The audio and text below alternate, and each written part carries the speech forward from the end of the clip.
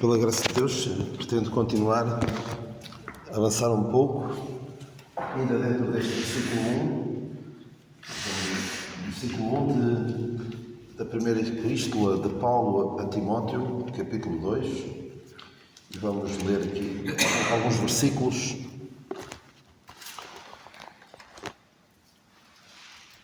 Admoeste, pois, antes de tudo, que se façam deprecações, orações, intercessões e ações de graças por todos os homens, pelos reis e por todos os que estão em eminência, para que tenhamos uma vida quieta e sossegada em toda a piedade e honestidade, porque isto é bom e agradável diante de Deus, nosso Salvador, que quer que todos os homens se salvem e venham ao conhecimento da verdade. Porque há um só Deus e um só mediador entre Deus e os homens, Jesus Cristo, o homem, o qual se deu a si mesmo em preço de redenção por todos, para servir de testemunho a seu tempo. Para o que digo a verdade em Cristo, não minto, fui constituído pregador e apóstolo e doutor dos gentios na fé e na verdade. Quero, pois, que os homens orem em todo lugar, levantando mãos santas, sem ira nem contenda. Então, voltando aqui ao versículo 1, vamos só relembrar aqui alguns pensamentos que falámos na semana passada. Ele, aqui nesta palavra admoeste, é uma súplica. É a mesma expressão que aparece no capítulo anterior, no versículo 3, como te roguei. Não tem a mesma força que tem este mandamento te dou, que é quase uma ordem de uma autoridade militar, mas aqui é uma súplica. Perante tudo isto que já te disse, perante este louvor que ele dá a Deus no versículo 17 e esta urgência de militar a boa milícia da fé, dos perigos de nos afastarmos e que muitos se têm afastado da verdade, é necessário, é urgente. Ele diz, por amor de Deus, mas não como o mundo usa, por amor de Deus, é preciso orar. Acima de tudo, é o mais importante. Não é algo que fica para depois, se der tempo, se não der tempo, não se ora, se não houver interesse da parte das pessoas, nem se faz reunião de oração, como nós falámos na semana passada, porque aparentemente a oração e certamente qualquer um de nós pode dizer que, eu acho que todos nós vamos dizer, eu não oro tanto quanto devia. Mesmo que oremos muito, e se calhar quem diz, eu oro menos do que devia, é quem ora mais.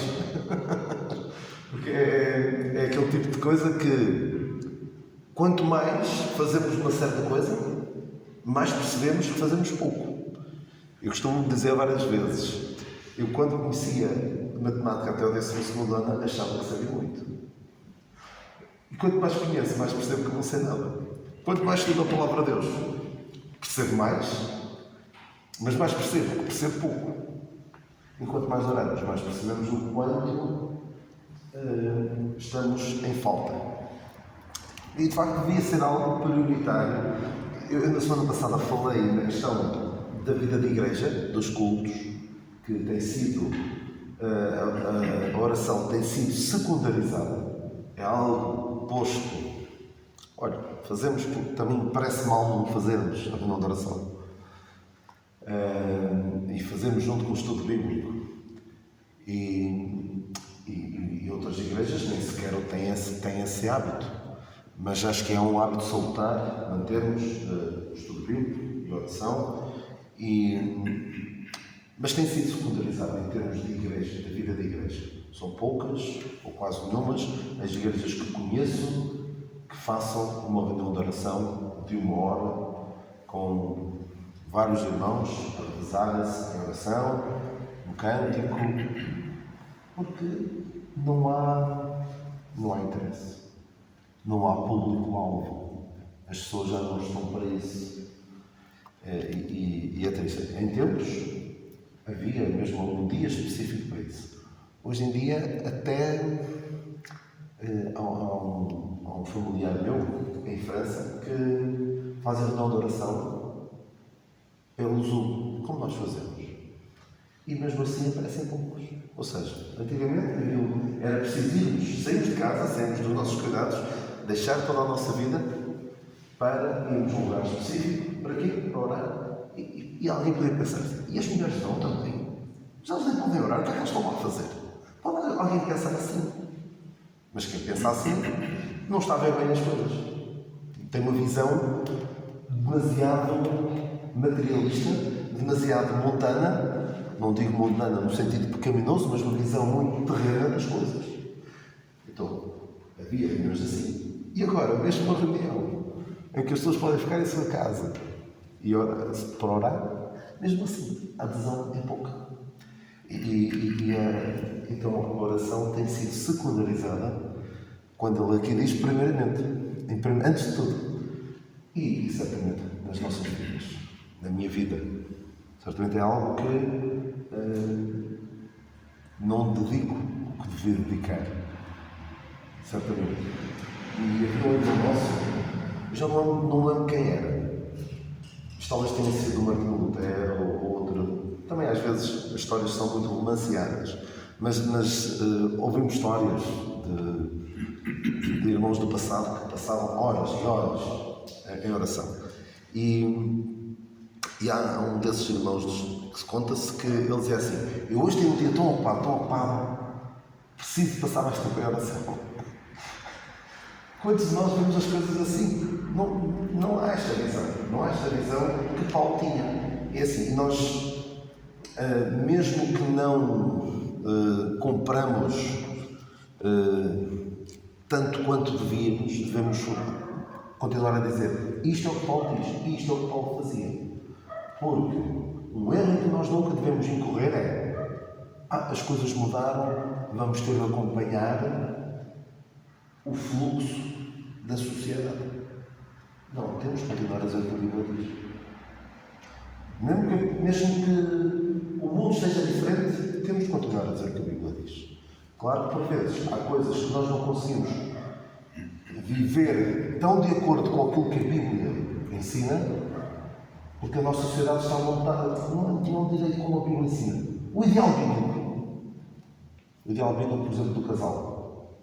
A mulher, eu penso, sem ofensa para as nossas irmãs, atenção, eu penso que o ideal bíblico é a mulher ficar em casa, cuidar da família, do lar, é o ideal bíblico. Só que a nossa sociedade foi evoluindo para uma situação em que isso já não é viável. Infelizmente, nós acabamos por ser empurrados para isso. E eu não censuro quem não faz isso, atenção, de maneira nenhuma, porque percebo que nós somos empurrados para uma situação dessas. Sim, eu tenho essa situação também. Não estou aqui a criticar quem quer que seja, estou a dizer que, infelizmente, a sociedade está montada de uma maneira em que nos empurra para um modo de vida que nos dificulta fazer o que a palavra de Deus diz, o ideal bíblico. E nós, em relação à oração, devemos dizer qual é o ideal bíblico. Mesmo que as pessoas, hoje em dia, não ponderem sequer eu tenho de ir trabalhar, eu não vou passar uma hora em oração antes de ir trabalhar. Mas se calhar a nossa vida é que já está de uma maneira, por causa da sociedade como ela está, que já não nos permite fazer aquilo que podemos fazer. Mas isso é só um pequeno desabafo, um pequeno à parte. Mas então a oração tem sido secundarizada, mas aqui diz que é algo prioritário, algo que nós vamos pôr em primeiro lugar. Eu tinha vindo aqui a falar de algumas coisas que o mundo mete em primeiro lugar e queria falar de algumas coisas que a Bíblia diz que devemos pôr em primeiro lugar. Então nós vemos que os fariseus amavam os primeiros lugares, queriam ter os lugares de destaque. Isso é coisas primeiras que não são positivas. O Diótrefes queria ter o primado ou seja, fala-nos de, tanto uma situação como outra, fala de pormos os nossos próprios interesses, o nosso protagonismo, o nosso lugar de destaque em primeiro lugar. E nós não devemos olhar para a nossa vida na igreja dessa forma. Não devemos pensar, o que é que eu tenho a ganhar com isto? O que é que eu vou fazer algo aqui na igreja, aos meus irmãos, mas é para me promover. Se o meu pensamento, quando eu subo ali para a tribuna, eu vou subir ali e vou dar ali aqui um show, vou dar aqui uma pregação, este indivíduo como é que era? Aquele que dizem de um profeta em Atos. É o grande... Mas agora não estou a lembrar. Era o Ágapo. Não era o Ágapo. Era o Elimas. Acho que era o Elimas. O Armando depois daqui um bocado diz. As pessoas ficaram assim... Mas que indivíduo tão extraordinário. Ele fala de uma maneira que nunca vimos igual. Eu sei quem é, mas agora fiquei na... Era aquele que... Uma grande personagem. Esta é a grande virtude de Deus. Era do Simão Mágico. Enganei-me. Simão Mágico. Esta é a grande virtude de Deus, porque ele era uma grande personagem. Isto não pode ser assim. Eu não posso pensar no meu destaque, em chamar a atenção para mim. Rapidamente, há aquela história que certamente já ouviram, mas quem não ouviu pode ouvir pela primeira vez, de dois crentes que estavam numa certa cidade e havia dois pregadores famosos que iam pregar nessa cidade. Estamos a falar dos tempos em que havia grandes evangelistas na Inglaterra e conhecidos, e havia dois irmãos que sabiam que um ia pregar de manhã e o outro ia pregar à tarde. Alguns já estão a ver qual é a história. Então foram de manhã ouvir um e saíram para o outro. Mas que grande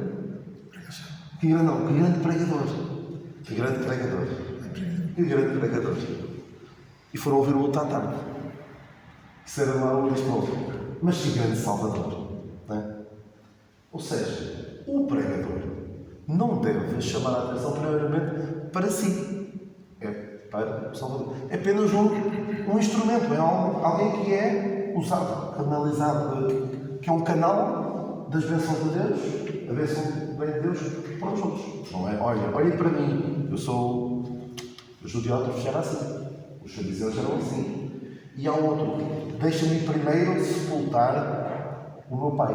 Deixa-me primeiro... Um era sepultar o pai, o outro...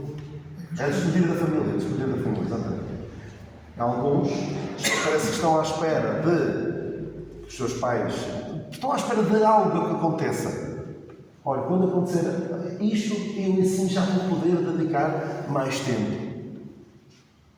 É assim, e os meus irmãos mais velhos certamente vão dizer, eu se calhar pensava quando era mais novo, quando eu vou reformar, é que eu vou conseguir fazer isto e aquilo. E se calhar chegam agora, já não dá, já não tenho a mesma capacidade que tinha antigamente. Sem ofensa aos meus irmãos reformados e mais velhos. Mas certamente poderão dizer que, se calhar, há coisas que gostariam de ter feito antes, pensavam que iam poder fazer depois e afinal já não têm a mesma capacidade que tinham antes. E esta pessoa, o Senhor disse para ir com ele, estava à espera que o pai morresse. Não é propriamente sepultar o meu pai. Alguns estudiosos têm dito que não era propriamente, olha, meu pai morreu, deixa-me sepultá-lo. Penso que a ideia é um pouco deixa-me primeiro que o meu pai morra, para depois não estar aqui preocupado em abandoná-lo e ele ficar, passa a expressão, ao Deus dará. Ou seja, a família em primeiro lugar. Deixar as coisas para depois. E não deve ser essa a postura. A primeira expressão na qual usa a palavra primeiramente, diz lá, Armando, qual é? Coríntios 15. Antes, Romanos 1. Romanos 1:8. Primeiramente, dou graças ao meu Deus acerca de vós, porque em todo o mundo é anunciada a vossa fé. Paulo começou logo por primeiramente, dou graças. A primeira coisa que Paulo faz, claro que ele faz a saudação, não é? E ele começa a dar graças. É algo que deve ser naturalíssimo na vida do crente. Estamos a ver aquelas questões negativas, não é? As pessoas punham outras coisas em primeiro lugar. E vamos ver agora o que é que Paulo punha em primeiro lugar. Primeiramente, dou graças. Romanos 1:8. É algo que deve nortear a nossa vida. Sermos agradecidos a Deus. E é algo que devemos fazer mesmo quando estamos a orar. Não deve, a oração, depois vamos falar um pouco sobre isso, não deve estar tão focada naquilo que nós queremos pedir a Deus. Deus, preciso disto, está nisto, está naquilo, está naquilo. É quase como se Deus nos dissesse. Deus não diz assim e dizeres obrigado por aquilo que eu já te dei. Não é? Então é muito importante, porque é uma coisa desagradável na nossa vida. Nós damos uma coisa a alguém e ela nem nos diz obrigado. Qual é a nossa vontade?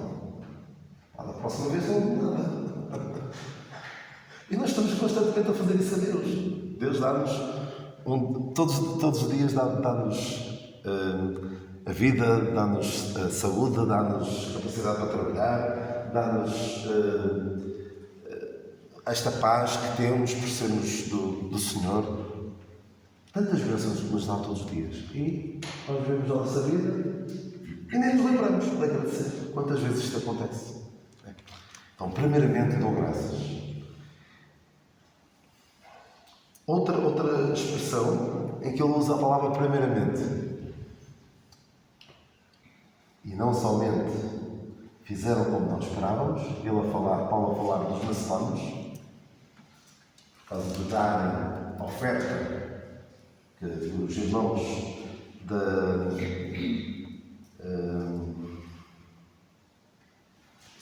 da Macedónia quiseram dar uma oferta e Paulo diz, e não somente fizeram como nós esperávamos, mas assim mesmos se deram primeiramente ao Senhor e depois a nós pela vontade de Deus. Isto fala-nos da importância de nós primeiramente darmos a Deus, entregarmos nas mãos de Deus, dizemos, Senhor, eu estou ao teu dispor, e sim depois, tudo vai sair naturalmente. Caso contrário, as coisas vão sair de uma forma artificial, não é uma forma genuína. E há muita gente que procura fazer coisas só porque vê os outros fazer, mas aquilo não sai de dentro de um coração de alguém que já se deu primeiramente ao Senhor. E eu já vos falei, já foi há muito tempo, acho que até foi durante a pandemia, falei-vos de Barnabé, que era alguém genuíno, alguém que se deu primeiramente ao Senhor. E o que é que ele fez? Deu-se primeiramente ao Senhor e depois o que é que ele fez? Barnabé. Logo na primeira situação em que ele aparece, em que ele até, eu acho que não é por isso, até se chama o Filho da Consolação, porque ele trouxe dinheiro para a igreja. Ali aparece José, chamado Barnabé, chamado pelos irmãos, que traduzido é Filho da Consolação. E a razão não é por ele ter trazido dinheiro para a igreja, como eu vos expliquei na altura. A razão é que ele era uma pessoa que consolava, tinha sempre uma palavra de consolação para dizer. E se a necessidade era dinheiro, ele trazia dinheiro. Se a necessidade era uma palavra de consolação, ele trazia consolação. Se a necessidade era estabelecer a ponte entre Paulo e os 12, os discípulos que ainda eram vivos, ali estava Barnabé. Mas porquê é que eu estou a falar de Barnabé? Porque Barnabé foi e o que é que fez? Ofereceu genuinamente o dinheiro de um terreno que tinha vendido. E depois veio alguém que quis copiar. Quem é que foi? Safira, Ananias. Exatamente, Ananias e Safira. Quiseram copiar, mas aquilo não veio de um coração de alguém que se tinha dado primeiramente ao Senhor. Foi alguém que veio fazer, faz assim, então eu vou fazer também não. E não se pode falsificar uma fé genuína. Uma fé genuína, um caráter genuíno, um caráter de alguém que se deu primeiramente ao Senhor, não se pode fingir. Então eles tentaram fingir e acabaram mortos.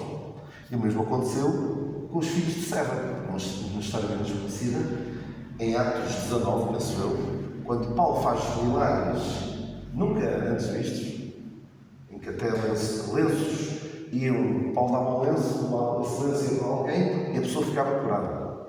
E havia lá uns ambulantes, como é que era a expressão?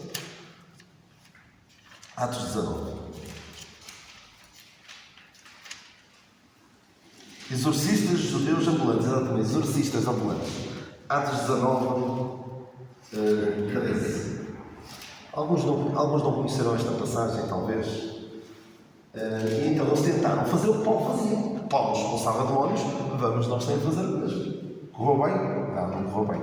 Porque tentaram expulsar o demónio de um endemoniado e o que é que o endemoniado fez? Deus, desculpem lá a expressão, Deus não encher de porrada. Né? E eles tiveram de fugir e não sei se até terá matado alguns. Aparece aqui nos e feridos. Sim, versículo 16. Nos e feridos fugiram daquela casa. Então, isto vai dizer que aquilo que nós temos de fazer para Deus tem de ser precedido de quê? Nos darmos primeiramente ao Senhor. Caso contrário, podemos enganar muita gente. Mas não vai ter o proveito que Deus pretende. Até pode haver proveito, mas Deus conhece o nosso coração. Por exemplo, quando Moisés bateu na rocha, apesar de Deus ter dito para ele falar, houve proveito. Mas houve prejuízo para ele. Mateus 5,24, ele fala-nos também de outra situação em que, penso que é da oferta, exatamente, se tu seja alguma coisa contra o teu irmão e vais dar uma oferta, antes disso, primeiramente, reconcilia-te primeiro com o teu irmão. Eu estou a falar destas passagens porque a expressão é a mesma. Eu fui procurar as passagens onde a expressão que ali é dita antes de tudo, ou seja, em primeiro lugar, estas coisas. Então, a reconciliação com os nossos irmãos. Quantos irmãos, e eu sei que infelizmente até aqui na nossa igreja local, há irmãos que estão mal com outros. E eu passei por uma situação em que estava desanimado, estava triste. Eu cheguei à conclusão: que benefício é que isto me vai trazer? Vou dar toda a vida amargurado com o meu irmão, com problemas com o meu irmão. Alguém dizia que o ressentimento é o veneno que tu bebes à espera que o outro morra. É uma frase só. E nós devemos chegar à conclusão de que eu não posso obrigar, eu costumo dizer assim, eu não posso obrigar o meu irmão, reparem bem no que eu vou dizer, eu não posso esperar que o meu irmão faça aquilo que eu acho que ele deve fazer. Porque até o mesmo e atenção, eu não estou a dizer, vou ver se consigo dizer isto da forma mais clara possível. Eu não devo esperar que consiga convencer o meu irmão de fazer o que a Bíblia diz. Claro que eu gostaria que ele fizesse o que a Bíblia diz. Que não é necessariamente o meu irmão fazer aquilo que eu quero que ele faça. Pode não ser, não é? Pode ser só a minha vontade, então tu vais estar para ela. Porque eu nem mesmo a mim consigo fazer aquilo que eu sei que a Bíblia diz para fazer. Se mesmo eu não consigo fazer o que sei que a Bíblia diz que eu devo fazer, se eu vivo a minha vida em função de esperar que o meu irmão faça aquilo que eu acho que ele deve fazer, vou andar toda a vida amargurado e corroído por dentro. Isso não é vida, certamente. Então, eu falo aqui de nos reconciliarmos com Deus. Isso é importantíssimo, termos este espírito de não ficarmos para sempre agarrados. Mateus 6,33, toda a gente conhece, é claro que o contexto é diferente. Atenção, buscai primeiro o reino de Deus e a sua justiça, e todas estas coisas vos serão acrescentadas. Nós até cantamos uma música com essa letra. Claro que o reino de Deus não é exatamente aquilo que nós buscamos, não é? E todas estas coisas é o contexto que diz que não é necessariamente aquilo de que nós estamos à espera, mas há aqui um princípio de que se nós não nos preocuparmos em primeiro lugar com o que é espiritual, se nós, e aí sim está nas epístolas de Paulo, diz: buscai as coisas lá do alto, onde Cristo vive, sentado à destra de Deus. Ou seja, deve ser esse o nosso objetivo na vida. Buscar primeiro essas coisas. Priorizar o que é espiritual. Não é, eu tenho de priorizar o que é material, dinheiro, granjear grandes proveitos financeiros e depois o espiritual fica para depois. E eu fico triste quando vejo pessoas que dizem crentes, eu não estou por causa de que sejam crentes, que do ponto de vista material prosperaram muito, mas não vejo a ser acompanhado por prosperidade espiritual. E não estou a dizer só porque não prega ou porque não tem lugar de destaque, não estou a dizer isso. Não os vejo dedicados, com interesse em servir. E por vezes até há pessoas que têm bens materiais, têm capacidade para ajudar de uma forma que outros não têm e não o fazem. Isso não é buscar primeiro o reino de Deus. Isso é buscar primeiro o material e depois o reino de Deus. Isso, temos toda a eternidade para pensar nisso. Eu já tenho dito várias vezes aquela frase do William Carey, que era o pai das missões modernas, foi missionário na China e ele era sapateiro. A frase não é exatamente assim, mas eu gosto de dizer assim, porque a ideia é basicamente esta. Ele dizia: o meu trabalho é pregar o Evangelho. Eu conservo sapatos para pagar as despesas do meu trabalho. E deve ser esta a nossa visão. Vamos dizer, o homem era maluquinho, o homem não era... Do ponto de vista humano, foi um falhado. Porque até esta resposta, penso que foi dada num contexto dele não ser melhor, não ser mais ambicioso do ponto de vista do seu negócio. E ele respondeu isto: o meu objetivo não é ficar rico. Eu quero é ter dinheiro para satisfazer, para fazer face às despesas que eu tenho com o pregar o Evangelho. E onde é que ele foi buscar essa ideia? Essa ideia é um bocadinho... é muito fora da caixa, não é? Muito fora do normal. Mas alguém que já tinha pensado nisso, quem foi? Paulo disse basicamente isso. O meu trabalho é pregar o Evangelho. Eu faço tempo para pagar as despesas, não é? Ele diz isso aos anciãos de Éfeso, não é? Enquanto eu pude, estas minhas mãos sustentaram a mim e aos que estão comigo. E diz noutra passagem que ele relacionou-se com Priscila e Áquila porque eles também eram fabricantes de tendas. Tinham o mesmo ofício, não era? Exatamente. Ou seja, deve ser esta a visão. E lá está, e volta àquilo que eu disse há uns minutos. Isto é o ideal bíblico. O ideal bíblico é nós vermos as coisas assim. E eu devo continuar a dizer, este é o ideal bíblico. É certo que eu não o estou a fazer totalmente, tanto quanto deveria, mas devemos continuar a dizer, é isto que devíamos fazer. E não... Se calhar sou hipócrita ao dizer isso, mas eu não estou a dizer, vocês devem fazer. E eu não. Vocês todos devem fazer isso. Eu estou a dizer, não. Devíamos ser mais isso. Devíamos ser mais como aquele... penso que era o Eric Liddell, não é? Aquilo que era atleta dos Jogos Olímpicos de Paris, penso eu.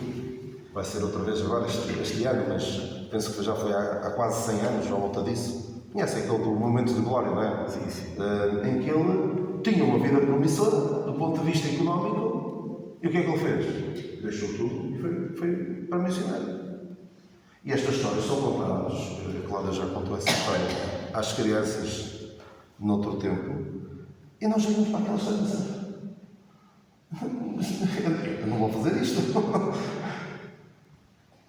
Mas devíamos fazer mais, devíamos dizer, isto devia ser o normal. Só que a nossa vida, a nossa sociedade já nos empurrou para um sítio em que, se nós pensamos em fazer isto, somos loucos, do ponto de vista do mundo e até dos mulheres. Se nós ouvimos de alguém, olha, aquele irmão deixou tudo e foi para missionar, não sei para onde. Para mim não dá.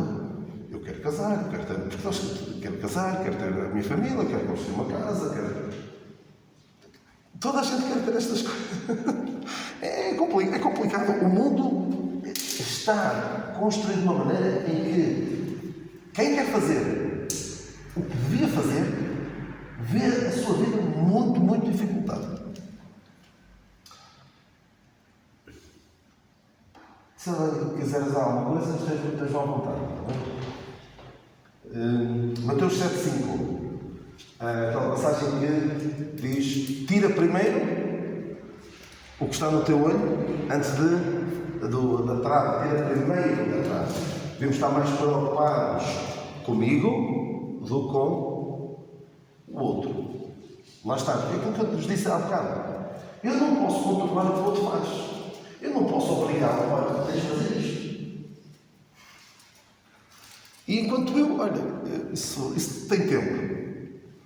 Há uma expressão que só funciona bem em inglês, mas eu traduzo. It is easier for me to know God's will for my wife than God's will for my life. Alguns perceberam, não é? É mais fácil saber a vontade de Deus para a minha mulher do que para a minha vida. É mais fácil saber, olha, opinar sobre a vida dos outros. Toda a gente é ótimo.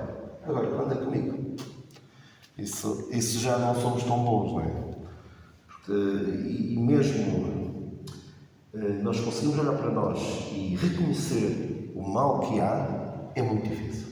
E quantas vezes nós somos rápidos a apontar o dedo ao que os outros fazem, quando nós fazemos exatamente o mesmo. E por vezes somos mais incisivos, somos mais cáusticos, em criticar e censurar algo nos outros em que nós somos os piores. O coração do homem é tremendo.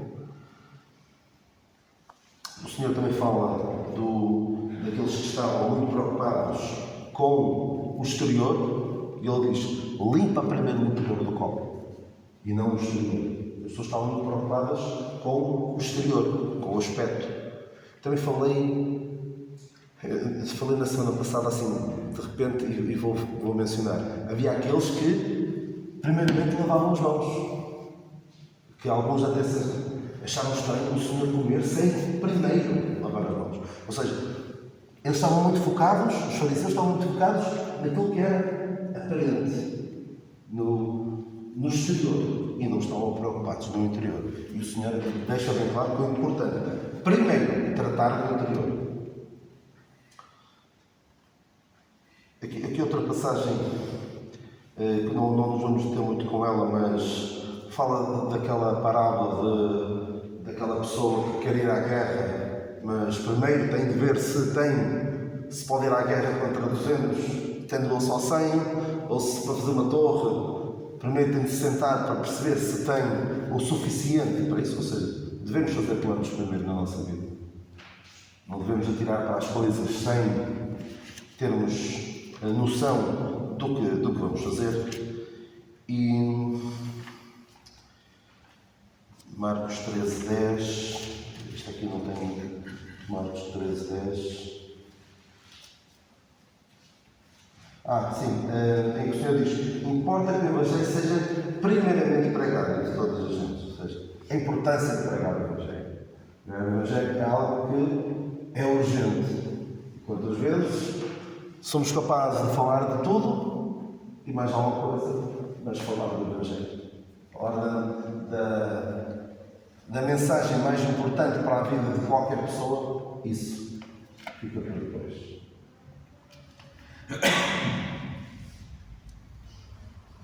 Romanos 15:24. Estamos quase a terminar estas passagens. Romanos 15:24. Ainda vamos no primeiramente. Nem sequer no primeiramente. Romanos 15:24. Estou aqui à procura, desculpem. Tem essa passagem, mas não estou aqui em antes que nos 24. Exatamente. Isto é muito importante, é muito importante. É que não aparece aqui o primeiro. Não aparece aqui o primeiro. Quando partir para a Espanha, irei ter convosco, pois espero que de lá, que de passagem vos verei e que de lá seja encaminhado para vós, depois de ter gozado um pouco da vossa companhia. Aparece aqui a palavra primeiro. Ou seja, antes de ir para a Espanha, ele queria primeiramente gozar um pouco da vossa companhia. E é muito curioso, Paulo, ele diz também, também aqui aos romanos.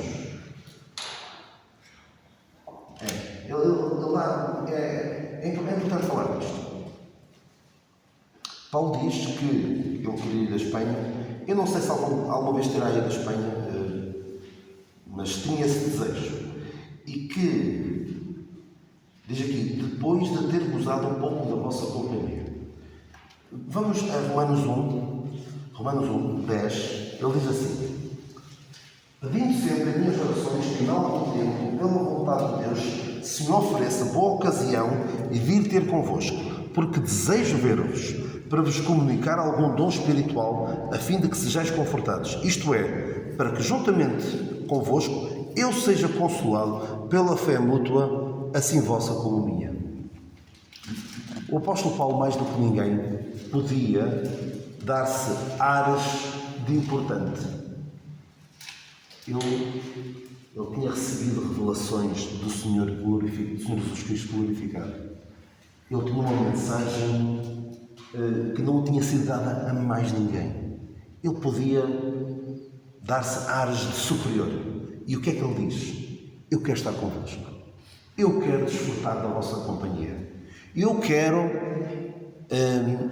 algum conforto mútuo. Ou seja, eu quando for ter convosco, eu quero dar-vos, mas também quero receber de vocês. E não é dinheiro que eu quero receber. Eu também quero aprender convosco. Isto é muito importante. Quando alguém que está tem um estatuto superior, devido aos seus estudos, devido à sua condição social ou económica, está com os outros e não lhes espeta na cara: olha, sou muito superior a vocês, vocês deviam estar aqui agradecidíssimos, não estou a dizer isso agora, vocês deviam estar aqui agradecidíssimos por me dignar a vir ministrar-vos. Olha, está aqui o pregador, não sei das coisas, olha, ele até vem aqui pregar a vocês. Imaginem que é um Billy Graham do passado vir aqui à igreja aos sozinhos e dizer: eu quero ter convosco, mas eu quero sentar-me e ouvir de vocês. E era isso que Paulo fazia.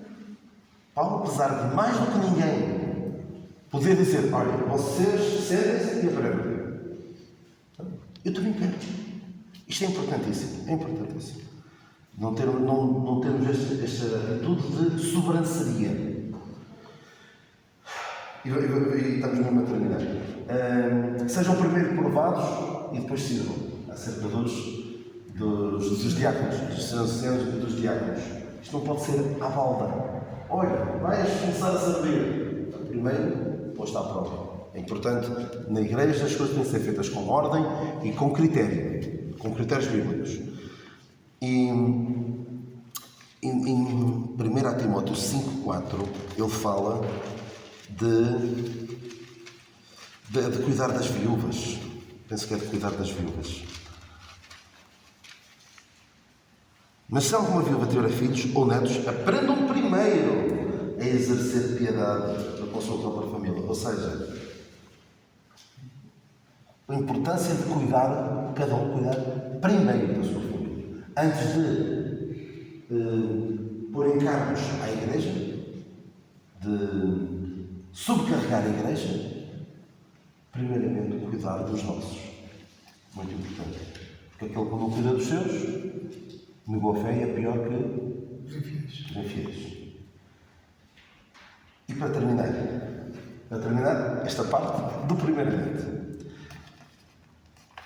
2 Timóteo 1. É muito, muito importante. Muito importante. trazendo à memória, versículo 5, trazendo à memória, a fé não fingida que em ti há, a qual habitou primeiro em tua avó Loide, e na tua mãe Eunice, estou certo também habita em ti. Não é que a fé de Timóteo tenha sido, olha, eu sou por genética, não é? Já está no sangue, a fé já está no sangue. Não. Mas a educação que ele teve passou valores, o conhecimento da palavra de Deus, que o tornou sábio para a salvação, que é Cristo Jesus. Isto é muito importante. E é algo que eu tenho visto tanta gente a desvalorizar. Tem filhos, e só Deus sabe o que os meus filhos irão seguir, mas eu tento, faço o que posso para, não o que posso, poder fazer muito mais, mas o Senhor sabe,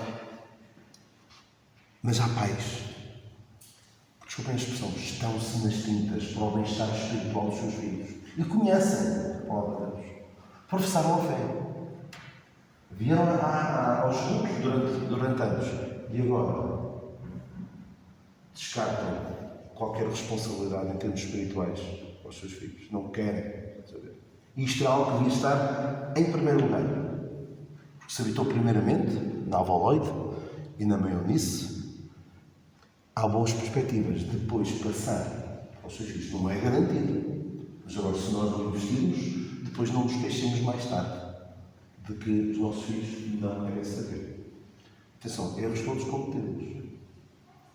Mas que possamos ter, como eu falei, quando falei falando de meias da audita, daquelas situações em que a nação de Israel desleixou por completo o zelo pelas coisas de Deus e depois já estava para os filhos, já não falavam judaico, já tinham outra cultura por causa das mulheres estranhas com que o povo se tinha casado. Portanto, são aqui algumas coisas que nós devemos pôr em primeiro lugar. Vou só citar, eu sei que passámos da hora.